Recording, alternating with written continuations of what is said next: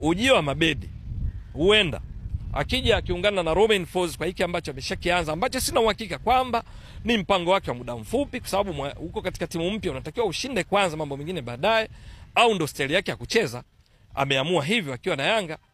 Lakini ujio wa Mabedi maana yake inakuwa ni kama lubricant sasa, kama kilainishi juu ya mbinu hizi, kwa sababu yeye ni mzuri katika soka hilo ambalo baadhi ya mashabiki wanalipenda ndani ya Yanga, kwamba kuifanya Yanga sasa hivi inashinda, lakini panapostahili kucheza ilo soka sambusa, soka biriani, soka show, lakini msingi wake la kwanza ni ushindi.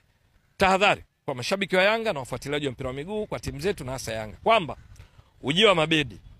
kolabo yake na Romain Folz, naona kuna kitu kingine ambacho mashabiki wajiandae. Kama wao kutaka soka tu sambusa, soka biriani, wasahau katika baadhi ya mechi, kwa sababu